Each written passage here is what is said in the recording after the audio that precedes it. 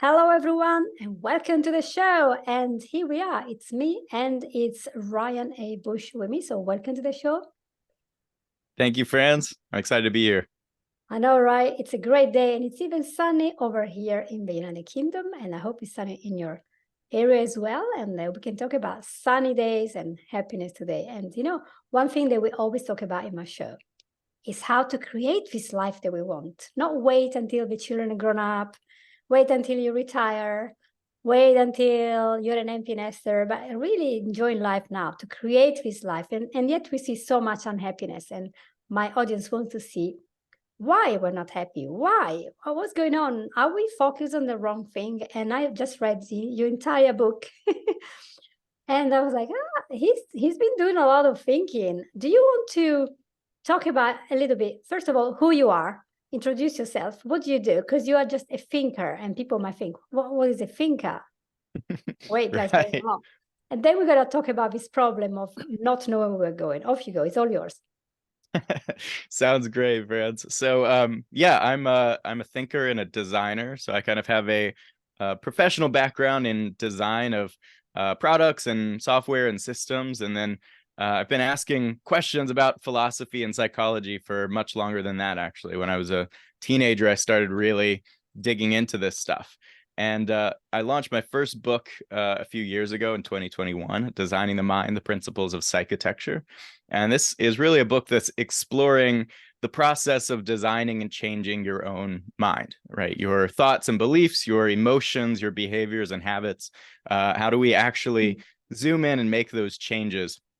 And that's what the first book explores, and kind of what I've built a community around since then, and a number of other products and programs and cool things like that. And so I'm basically integrating my own experience, the research I'm doing in psychology, the works of ancient thinkers from thousands of years ago in some cases, who already had a lot figured out about the human mind, and synthesizing it all together. And that's really what I'm doing in a different way in this newest book, is coming out with a sort of integrated framework for this thing we call happiness, and why it is that it seems to be so elusive for so many of us.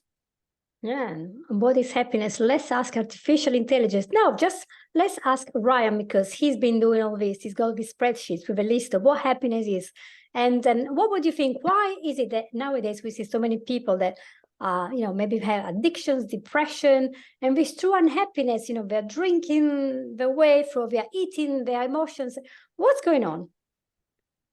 A lot of layers to this. So I think to start with, I think we get a lot of mixed messages about what we should be doing in our lives, where we should be going.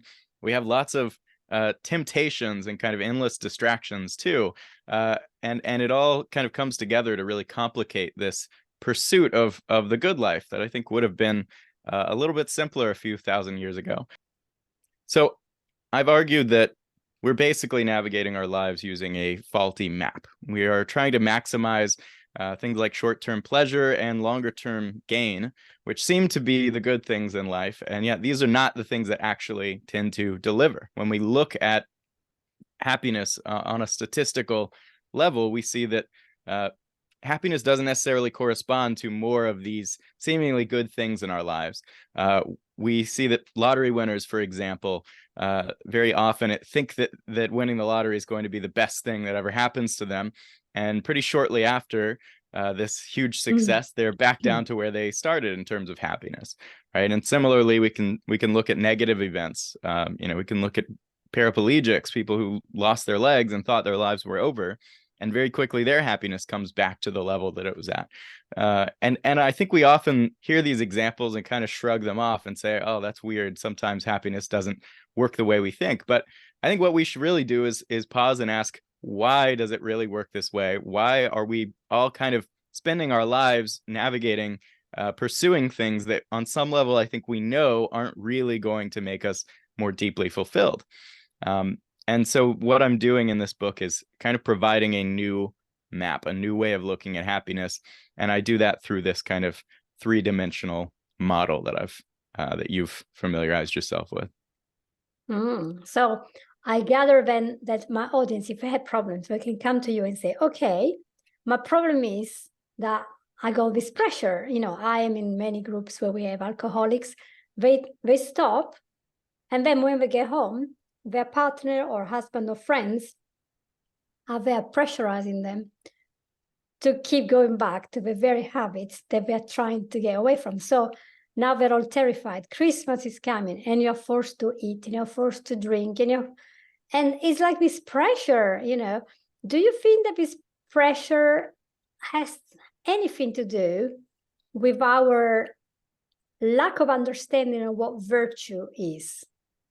Because you have a lot of work there about virtue.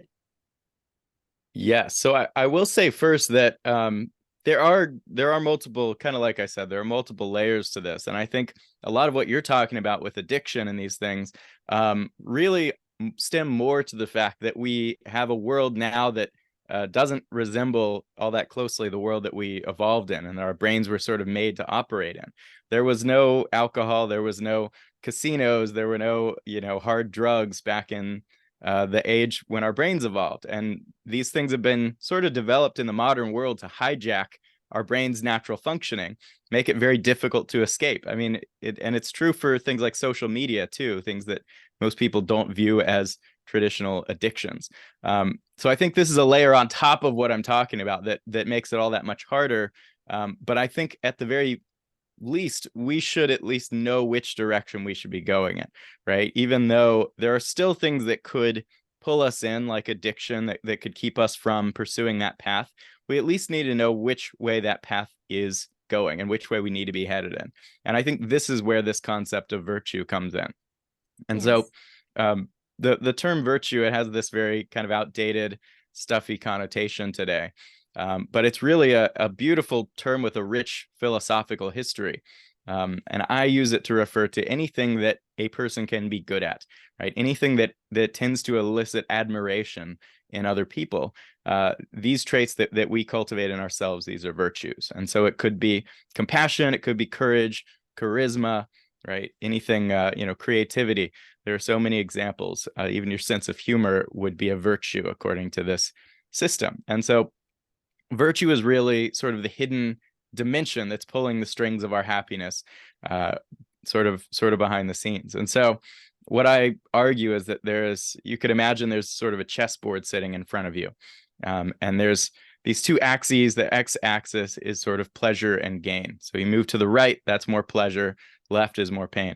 Then on the y-axis, you've got loss and gain. So moving closer to you is loss and moving further from you is gain. And so you've got this two-dimensional space where you can sort of balance pleasure and gain and make sacrifices in the moment in order to achieve something in the long term. And this is essentially what I argue most of us are using as a map to navigate our lives. Most of us are saying, how can I, achieve this external thing and then I'll be happier? And this is the problem, is this map is really inadequate. And we get these things that we thought would make us happier and they don't really. We're kind of right back where we're at. Sometimes we'll lose something and we'll end up saying is the best thing that ever happened to us. And so what are we missing? What I argue is that you can imagine a landscape of mountains and valleys coming out above and below this chessboard. This third dimension is what is essentially hidden from us most of the time, but it's what is actually determining our happiness. So even if we're moving sort of to the left, right, and we're experiencing more pain in our lives, if we're moving up in that vertical axis, that z-axis of the mountains of virtue, we're actually going to experience more satisfaction and fulfillment. And sometimes we can move to the right or move further away on that axis and experience gain and pleasure, but also experience greater virtue. And that is when we're going to actually become happier. And so I often sort of drive this home by using the term admiration, because I think this connects really closely to our intuitions, right? What is it that makes us admire ourselves, right? Can we get ourselves into a place in our lives where we will have greater admiration for ourselves and earned admiration, not just mantras that we tell ourselves? How can we, through our behaviors and our lifestyle, demonstrate more of these virtues, more of these traits that we admire to ourselves?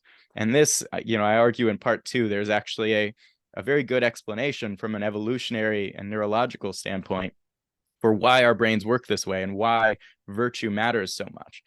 But it's been argued in various ways since the ancient Greeks who said, virtue is basically the path to eudaimonia, or the deepest kind of well-being. Yes.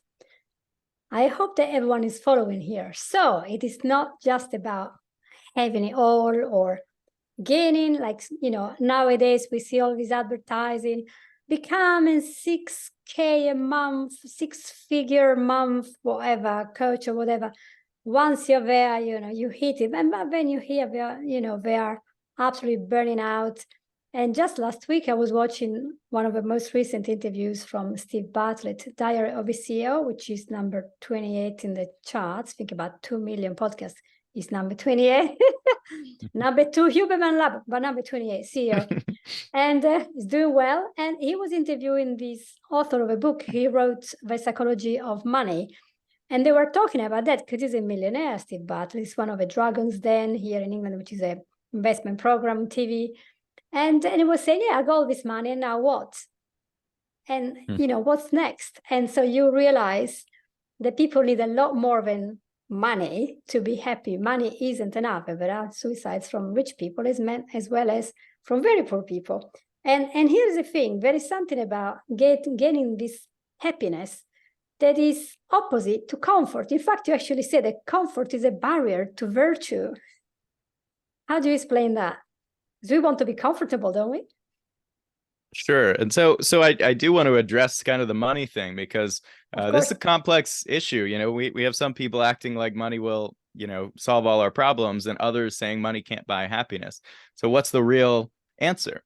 Well, I think it depends on your personal context. And again, this virtue dimension. So, if you are struggling to just pay bills and provide for your family, I'm not the guy over here saying, no, money's not going to solve your problems, because there's a very good chance in that case that it will.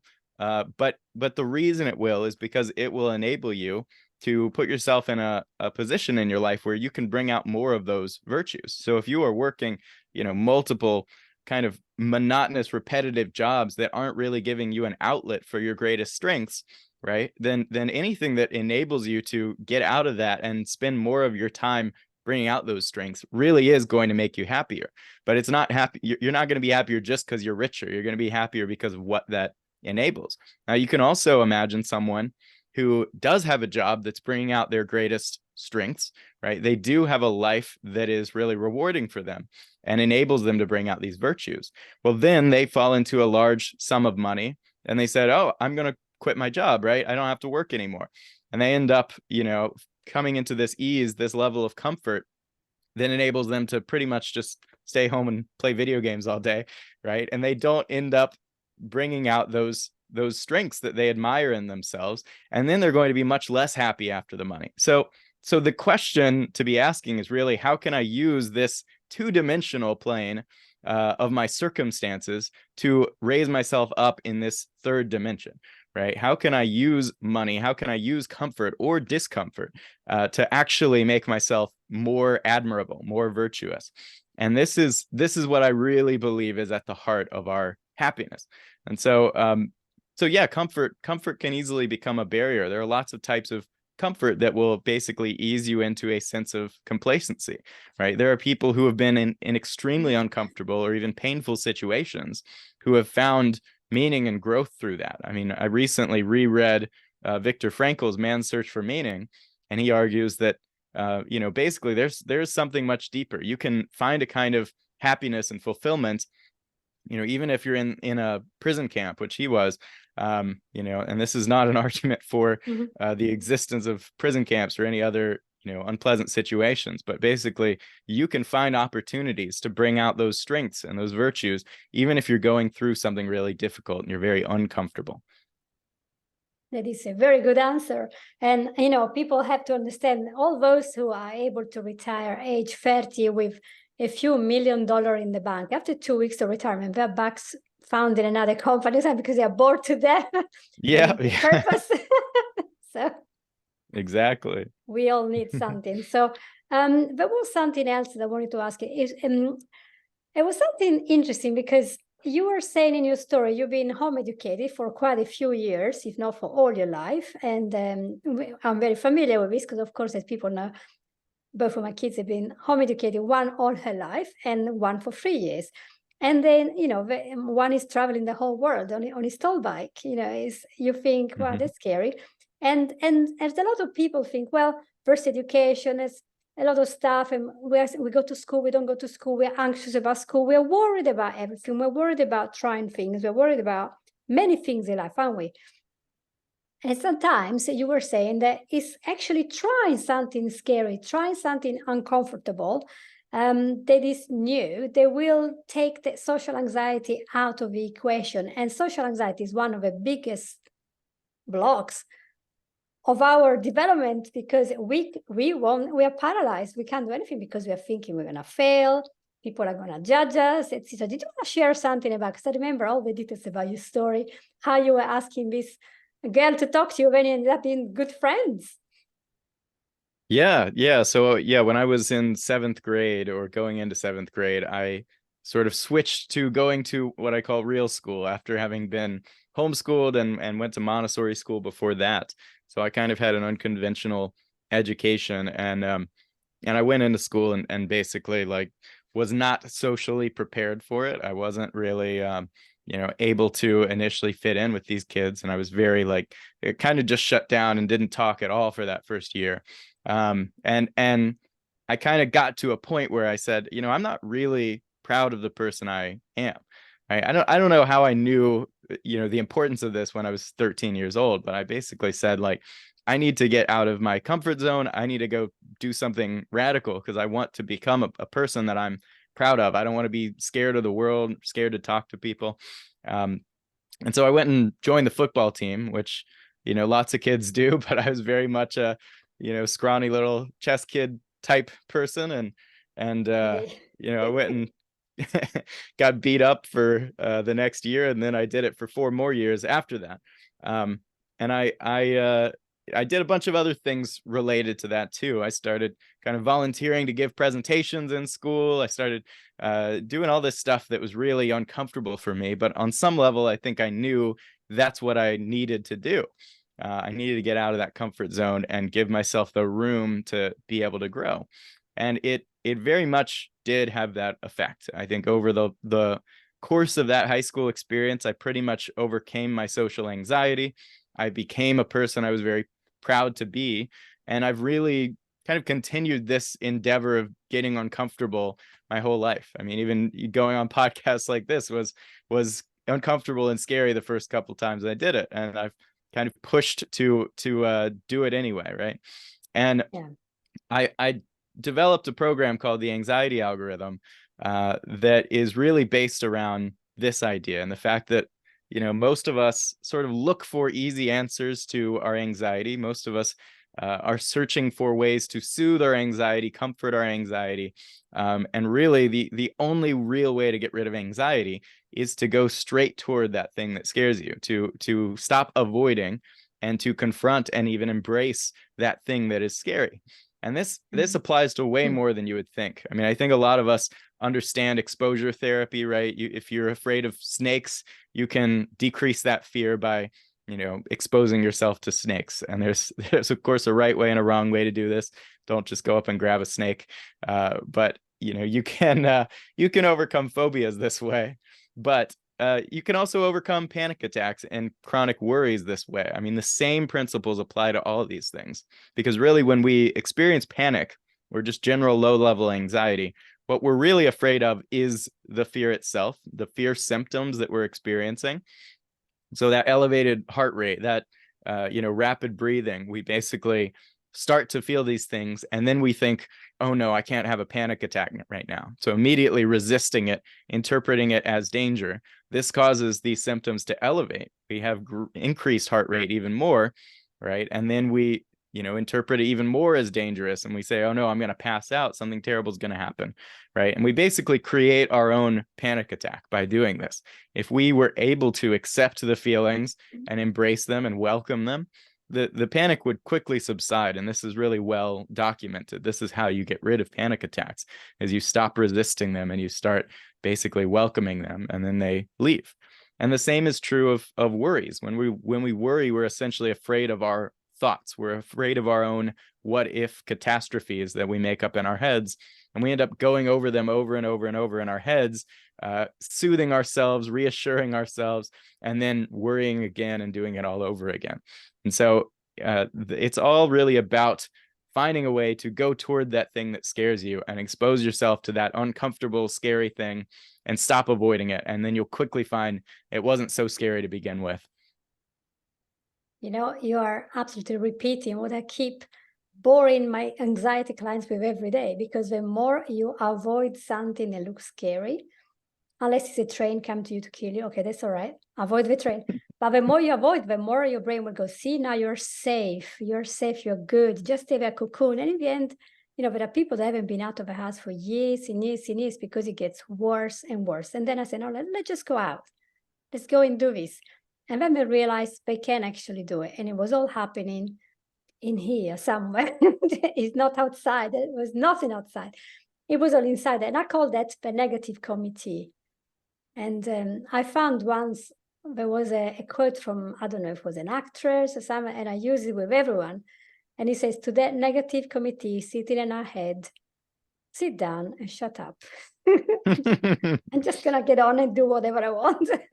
Yes. Even if my heart is going, I will not die. That's the thing. Anxiety attacks cannot kill you. The heart is beating. It's not going to kill you. Just do it. And then the brain will go, oh, there's nothing happening here. And then it will go poof. And eventually that was neurons. They were wired together. They were firing all together. They'll stop. And so isn't it incredible how powerful we are? The most amazing, powerful beings. We can create our reality and woo, coming out with all sorts of stuff.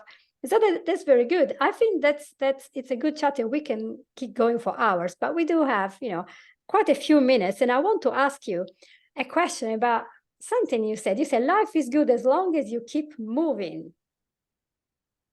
What does that mean? Because I'm one that never stops. What does it mean?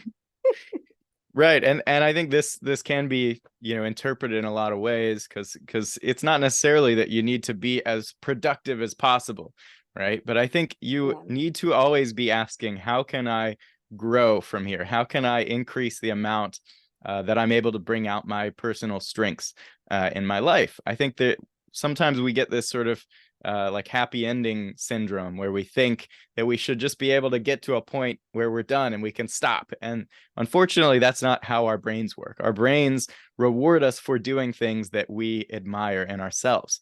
And this is the big thing I think a lot of us are missing, is that we never really get to stop doing this. But if we pay attention to this and make this the primary way that we navigate our lives, if we are constantly asking, what can I do today that will make me admire myself the most? What can I do this week or this year, right? And continue using this as a guide, right? This will deliver the greatest enduring well-being over time, right? This is the sense in which you have to keep moving in your life. But I don't think that means you have to be doing a lot of, you know, big, you know, elaborate things out there in the world. This could be, you know, you could take the goal of exercising and meditating every day in your garden. Like it doesn't have to look like a, you know, crazy productive business lifestyle, right? But you do have to be setting and pursuing goals. You need to be asking, how can I grow now more than I ever have before? And that's really what is meant by this. Yes. So we are making sure that we don't get misunderstood. We're not advocating to try to be 100% productive of a whole day. I can't even speak English today. We don't say we should be up at 6 a.m. and work until midnight so that you can be growing. No, we're not advocating burnout or anything like that. But we're saying mentally, there has to be a place for us of growth every day, even if that means nourishing ourselves and actually stopping to take this time to take stock and see what's going on. And it's very unusual for a young person to be doing all this thinking. And there is something about having a vision of what we can become, because we can become a lot more than we think, right? we can really achieve more than we can visualize. And I believe in a purpose that we have in life. And some people will believe this is a divine reason, other people won't believe it, whatever. But this purpose is there. And since we are tiny, we can feel there is something pushing us in a certain direction, a certain interest where we are really shining. We really want to know about it. Like, for example, philosophy and spirituality and the brain and neuroscience. And, that's your purpose, isn't it? And you shine when you do that. And if I tell you to do embroidery the whole day, you're going to go, oh my gosh, I'm going to die, because it's not in you. But other people will be, oh my gosh, I love it. I love textiles. So we're all different. We have something, we have a bud inside it. They want us to get really busy with it. And that's where we're going to shine. And I think that's where we're going to get our potential, where we're doing something that we are good at and we can become good at eventually. And I wanted to quote again from your book when you say something interesting. You say, don't waste a minute of your life being less than you can be. And I think nowadays, a lot of people go to bed thinking, I could have done a lot better. And they're disappointed. So any words of wisdom? Yeah, this is definitely not permission for you to beat yourself up about how you're not realizing your full potential at any point, right? You can only do what you can do based on the resources and the information you have at the time. And so the question is using those resources to the best of your ability and your knowledge every day, and experimenting. I think this is a really big part of it. If you haven't tried a lot of things, if you hadn't tried a lot of activities or being a lot of different types of people, you're not really going to know your full range. And so you have to get out there and do things just in order to learn how you can eventually integrate them. I talk about how, by writing my book and creating my sort of psychotecture community and all this, I basically brought together all the top 10 things that I'm good at in one place. And if you can find a way to do this, it'll be the most fulfilling thing you ever do. I mean, it truly does start to feel like a calling or a purpose when you find something like that. And so, the only way to do that is by trying a lot of things, learning what you're good at through experience, and asking yourself, how can I bring these together? How could I build a vessel for my greatest strengths? And that's one of the big things I've done here. So this is sort of the high end range when you're pretty happy and you're pretty content with how you're bringing out your virtues. You can start asking, how can I bring them together and build something new with them? But when you're at the low range, I talk about behavioral activation for people who are kind of stuck, like you've said, stuck in their homes. They're depressed. They aren't doing much. And basically the question is, like, what can I add to my daily activity schedule that brings out just a little bit more of my strengths than I currently am? And that might be just getting out of bed and taking a shower every day, right? Or if you're doing that just fine, it might be adding, going for a walk, calling a friend, reading a book. But basically, you want to create an activity schedule if you are depressed and you're struggling with this, where you challenge yourself a little bit to do just a little bit more every day. And once you've got that down, you add a little bit more. And really, it's about, you can think of it as a balance between pleasure and mastery. When we said it's not just about being as busy as you possibly can, for people who are really busy, this often means adding more pleasure activities to their lives because they aren't currently doing anything that gives them a reward, right? For people who are only doing pleasurable things and not actually doing much productive, we add mastery activities. So we encourage those people to add more that give them a sense of mastery, like they're actually accomplishing something, and balancing these while asking, what would bring more of my personal virtues into my life? And these can be work virtues. These can be interpersonal virtues or community virtues. There's a lot of different types, but this is the core question behind all of it. That's great. And our time is up. I would love to sum up all this. What would be the suggestion you give to a person? You meet somebody on a trip and they say, I'm really tired, I'm depressed, I'm not feeling great, I don't know what's going on with my life, I'm kind of lost. And you want to give them, like, where to train, and you have 2 minutes. What advice would you give them to get started? What is number one step?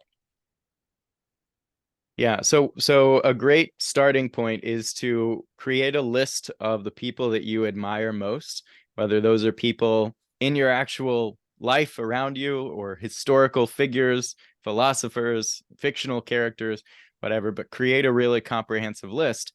And then write down all those things that you admire about those people, right? Write down the actual specific traits, or even, the way they handle certain situations, and create a list, that feels right to you. Like, this captures pretty much everything that I want to embody. And once you've got those traits, you can start asking the questions of, how can I bring more of this into my behavior? What goals can I set now that will gradually bring this into my life?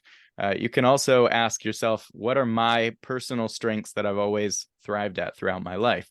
What have I always been good at? Because these will often be the traits that you want to really double down on and make sure you don't lose from your life. But the core message behind all of it is that you have a compass inside you that tells you which way you should go in your life, right? There are a lot of people in your life trying to tell you how you should live your life, how a person of your group should live their life. There are a lot of distractions trying to pull you away from it. But if you take time and spend time with yourself and actually listen to those impulses of admiration, listen to the pride you feel when you do certain things, right? These are essentially the guide that you need to navigate your life. And if you just listen to this compass and take a step and pay attention to how that feels, how you admire yourself, what leaves you ending the day feeling the most rewarded and most fulfilled, right? This is your guide, and you can navigate from there. Thank you. Very deep and very useful, and it's a nice way of reprogramming ourselves and our brain to use all these strategies as a way of looking at our behaviors and thought patterns and say, hey, what can I actually do today? And we can start with all these steps that you elucidated quite well during the whole episode. So I would love to thank you so much for being with us, Ryan. It's been such a pleasure.